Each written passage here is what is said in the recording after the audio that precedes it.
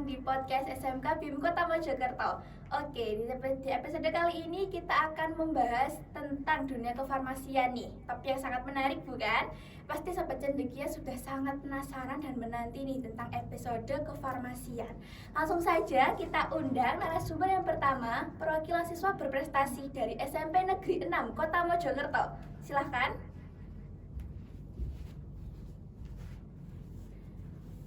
Oke, boleh perkenalan dulu ke Sobat Cendekia? Iya. Hai Sobat Cendekia, perkenalkan, nama aku Muhammad Armi Faril Nasruddin, biasa disapa Armi. Aku dari SMP Negeri 6 Kota Mojokerto. Oke, dengan Di Armi ya? Iya. Apa kabarnya nih hari ini? Alhamdulillah baik banget. Baik ya. Oke, aku mau tanya nih, bagaimana sih perasaan kamu diundang di podcast Sobat Cendekia nih? Oh, pertama itu aku nggak nyangka banget sih bakal diundang di podcast Sobat Cendekia ini. Kayak aku merasa spesial aja bisa diundang di sini nih. Terima kasih banget saya ucapkan kepada SMK BIM Kota Mojokerto. Iya, kami juga berterima kasih karena sudah mau nih datang di sini untuk menjadi narasumber. Oke, selain sibuk sekolah nih, kamu sibuk apa aja sih? Oh iya, berhubung aku kemarin itu ikut seleksi Duta Genre Kota Mojokerto dan alhamdulillah aku termasuk 16 besarnya. Oh, keren. Iya, terus kalau untuk selanjutnya sih aku di hari Minggu ada lomba paskib. Jadi untuk kesibukan di bulan ini sama minggu ini sih aku lebih ke latihan paskib aja sih, Kak. Oh, jadi ikut paskib juga, jadi ikut ekstrakurikuler di sekolah ya? Iya dong. Oke, nah kamu kan menyebutkan itu tadi ya, Iya. untuk ikut di lomba duta genre ya kan? Iya. Sama di lomba paskib. Nah, kamu bagaimana sih kok bisa nih ikut ke kompetisi itu?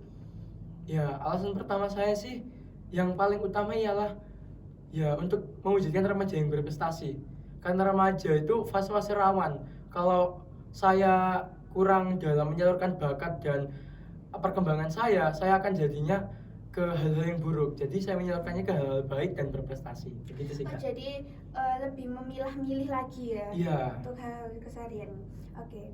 Bagaimana sih cara kamu nih berlatih di dunia kompetisi ya duta genre ya paskib itu pasti kan sangat padat tuh jadwalnya. Nah, Iya. gimana sih caranya kamu untuk bisa berlatih di dua kompetisi itu? Ya, kalau aku sih yang paling utama itu yang pasti ya itu manajemen waktu. Gimana caranya kita ngaturnya biar nggak tabrakan dan juga cara kita menyampaikan ke pembina masing-masing kalau kita tuh ada tanggung jawab di sini sama di sana.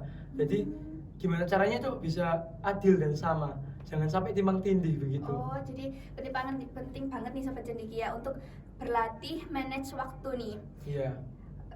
Kemudian kamu kan pastikan setiap perjuangan itu ada kegagalan nih. Iya. Nah, kamu pernah nggak sih mengalami kegagalan di kompetisi? Kalau aku tuh dulu dari SD sampai kelas 7 itu sering banget gagal. Dari SD itu sering diikutkan pawai, gerak jalan dan lain-lain itu, bahkan lomba puisi juga selalu gagal. Tapi waktu kelas 8 aku ikut paskib, alhamdulillah itu jadi titik awal sih aku dapat prestasi. Berarti pantang menyerah ya? Iya. Terus berusaha. Iya. Oke. Kemudian nih, aku punya satu pertanyaan lagi nih. Pernah nggak sih kamu waktu ikut kompetisi nih kamu merasa badan kamu nih kurang fit? Atau kayaknya aku kurang sehat nih saat ini, gimana ya aku ya? Nah, itu gimana tanggapan kamu saat kamu merasa badan kamu nih kurang fit tapi kamu tuh harus ikut kompetisi itu gimana? Oh iya, jadi sedikit cerita dikit sih. Aku pernah kayak gitu karena kebanyakan kegiatan yang tak ikuti. Jadi Iya. hampir di sekolah itu ada waktu kelas 8 ya. Iya, pasti kan pada Iya, padatnya ya. padat ya. Kelas 8 kan emang waktunya Untuk itu. persiapan, iya. Itu saya hampir 3 ekskul yang saya ikuti dan itu buat nguras tenaga banget sih. Jadi emang aku sampai waktu itu sampai sakit, sampai tipes dan itu sih yang jadi aku kalau sekarang itu lebih ke manage waktu, tahu waktu istirahat, waktunya main kapan, istirahat kapan, kegiatan kapan. Itu sih, Kak. Jadi lebih memperbaiki manage waktu lagi. Iya, intinya itu. Nah, kamu kan tadi bilang nih sempat merasakan badan kurang fit saat Iya. kompetisi. Nah, gimana sih cara kamu agar kamu nih kembali fit? Cara yang pertama ialah yang pasti itu istirahat. Istirahat ya. Betul Terus banget sih. ya istirahat, gak ada lagi selain istirahat. Itu gak sih kamu konsumsi vitamin-vitamin atau apa Iya. gitu? Nah, itu waktu setelah pengalaman buruk saya waktu sakit itu, ya setelah itu saya lebih jaga kesehatan lagi, makan teratur, terus yang pasti kebutuhan gizi harus tercukupi, vitaminnya juga harus tercukupi juga. Pola hidup sehat ya. Iya, pokoknya Jadi kita ya pola hidup kesibukan, ya olahraga, ya cara ya Bener makannya ya. Oke. Langsung saja, karena kita di SMK BIM ini kan termasuk dunia kesehatan ya. Iya. Jadi SMK BIM kita memiliki jurusan farmasi nih. Oke, langsung saja kita undang narasumber yang kedua, perwakilan dari siswi SMK Kesehatan Bakti Indonesia Medika Kota Mojokerto. Oke, boleh perkenalan dulu Kak dengan Sobat Cendekia? Halo Sobat Cendekia, perkenalkan nama aku Karissa Fibi dari program studi farmasi. Oke, bagaimana nih Kak kabarnya hari ini? Alhamdulillah cukup baik. Gimana sih Kak perasaan Kakak diundang nih untuk mewakili SMK Kesehatan Bakti Indonesia Medika di podcast Sobat Cendekia? Wah, pastinya aku ngerasa bangga banget ya bisa menjadi orang terpilih buat sharing tentang ilmu kefarmasian di podcast ini. Oke. Kak tadi kan aku sama Di Armi ini udah bahas-bahas sedikit nih tentang dunia kesehatan. Nah, tadi kami juga sempat membahas tentang ini vitamin Kak. Oke. Sebenarnya nih kan tadi kami membahas topik tentang dunia farmasi. Oke, sebenarnya farmasi itu apa sih Kak? Jadi farmasi itu ilmu yang mempelajari tentang obat. Tetapi ternyata selama aku sekolah di sini dan mengambil program studi farmasi, farmasi bukan hanya belajar tentang obat yang berkualitas. Bahkan ada juga produk kosmetik atau bahkan minuman-minuman herbal yang berkhasiat. Begitu. Jadi nggak melulu tentang obat ya Kak ya. Kita bisa mempelajari lebih dari obat loh Sobat Cendekia. Untuk teman-teman yang mau gabung ke farmasi, ternyata kita nggak hanya mempelajari tentang obat, bisa sebagai kayak apa tadi Kak? Minuman Minuman herbal. herbal. Terus kita juga punya produk-produk loh, Kak Punya. Nia dan juga di Army. Oh. Kita ada lip balm yang biasa ciwi-ciwi pakai untuk melembabkan bibir. Terus kita juga ada lilin aromaterapi. Bahkan kita juga punya produk balsam. Nah, selama di titik kelas 12 ini banyak banget sih emang produk yang udah dihasilkan sama anak-anak farmasi atau program studi farmasi. Bahkan sekarang aku di kelas 12 lagi belajar formulasi, dimana kita tuh belajar dari bahan sampai benar-benar bisa dipakai oleh konsumen. Berarti kita benar-benar pelajari seluruh caranya di SMK BIM ini ya Kak Betul ya. banget. Oke, ini Kak, aku mau nanya ini pertanyaan yang sering banget ditanyain sama sobat-sobat cendekia. Sebenarnya di jurusan farmasi itu kita bisa mendapatkan lapangan pekerjaan di mana aja sih Kak? Boleh nih Kak Fibi memberitahukan ke sobat cendekia nih, kalau farmasi itu ini loh bisa dikerja di sini. Nah, silakan Kak Fibi. Jadi buat seluruh sobat cendekia dan adik Army juga khususnya. Jadi untuk SMK itu kan memang mutunya siap kerja. Kalau untuk program studi jurusan farmasi, seperti orang umumnya pada tahu ya, farmasi itu bisa bekerja di apotek, rumah sakit, atau bahkan klinik, atau instalasi kesehatan lainnya. Tetapi bukan cuma itu aja loh Kakak Nia dan Dek Army. Kita juga bisa bekerja di toko-toko besar, mal-mal besar, seperti Guardian Sentry, kemudian industri, bahkan yang paling mengagumkan lagi, kita bisa menjadi entrepreneur. Jadi nggak selalu di apotek Iya, ya, bisa karena- banyak banget lapangan pekerjaannya. Karena kita sudah mengantongi nih ilmu formulasi selama sekolah di program studi farmasi. Kita bisa membuat produk. Jadi kita bisa menjadi seorang pembisnis. Nah, di Army nih, ada nggak sih inisiatif atau kepikiran nih, kayaknya aku mau deh terjun ke dunia kesehatan, atau kayaknya aku mau deh belajar lebih lanjut nih tentang dunia kesehatan? Ada sih sedikit.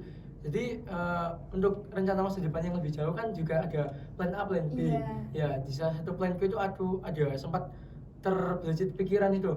Kalau aku itu pengen kuliah kesehatan di bidang gizi atau kedokteran begitu. Oh iya, berarti nggak cuma satu titik ya Iya. plannya ya. Iya bener banget nih Sobat Bim. Kita nggak harus punya satu titik plan, tapi kita juga harus punya beberapa cadangan nih. Kedepannya kita tuh harus bagaimana. Oke Kak Fibi, aku mau nanya lagi nih. Tadi kan kita sempat bahas sedikit tentang vitamin. Nah, vitamin itu ada apa aja sih Kak sebenarnya? Oke, jadi vitamin itu memang perlu ya kita konsumsi teruntuk Sobat BIM, baik dalam keadaan sedang sakit maupun sehat. Contohnya adalah vitamin B kompleks. Nah, menurut Organisasi Kesehatan Dunia atau sering kita sebut WHO, Iya. World Health Organization, menyatakan bahwa sekelompok nutrisi yang berperan penting untuk menunjang kinerja tubuh.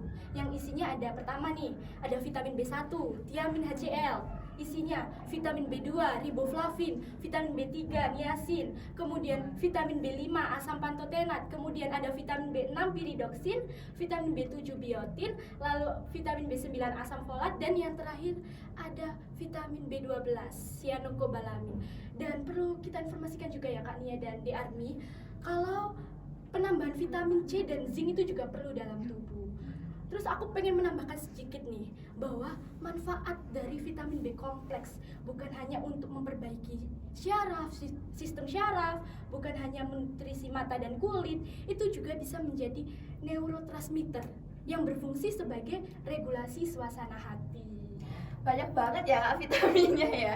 Aku mendengarnya saja itu banyak banget nih. Iya. Jadi teman-teman farmasi sudah dilihat ya, dari Kak Vivi berbicara aja tuh memang nih dunia farmasi itu benar-benar mempelajari Iya. berbagai macam obat ya. Dari mulai vitamin, obat-obat keseharian ya, banyak banget lagi. Keren sih Kak, keren. Berarti Kak Vivi ini kelas 12 ini udah materinya udah banyak banget tuh pastinya. Yes, pastinya. Apalagi Apalagi habis ini mau tingkat akhir ya. ya, kan? apalagi kan kayaknya mau hukum ya. Iya, ini ya. rasa memanasnya tuh makin banyak Jadi gitu loh. harus seperti kata Dian tadi, harus bisa belajar memanage waktu nih Kak Vivi ya kan. Untuk teman-teman farmasi sudah bisa didengar tadi kan, bahwa vitamin itu nggak cuma ada 1-2 tapi banyak Iya. banget jenisnya, dan manfaatnya juga nggak hanya 1-2 tapi lebih, bahkan dari 5-10. Oke Kak Vivi, aku mau tanya lagi nih. Vitamin itu kan harus dikonsumsi sesuai dengan apa ini namanya? Dosis atau iya, takarannya dosis, ya, iya sesuai. dosis. Kadang kan ada nih pengguna vitamin yang itu apa, nggak sesuai takaran nih Kak. Ada yang sehari 3 kali, ada yang sehari cuma sekali, ada yang sehari tuh harusnya minum tapi dia nggak minum. Nah itu sebenarnya gimana Kak takaran yang betul untuk kita tetap menjaga kesehatan tubuh dan agar tubuh kita tetap fit? Oke. Sebelumnya di Army udah tahu nggak cara minum vitamin yang benar? Wah, kebetulan ini belum tahu sih. Boleh dijelaskan Kak? Oke, jadi nih ya buat sobat cendikia dan juga di Army, Kak Nia, kita tuh bisa mengkonsumsi vitamin cukup 1 kali dalam sehari. Oh.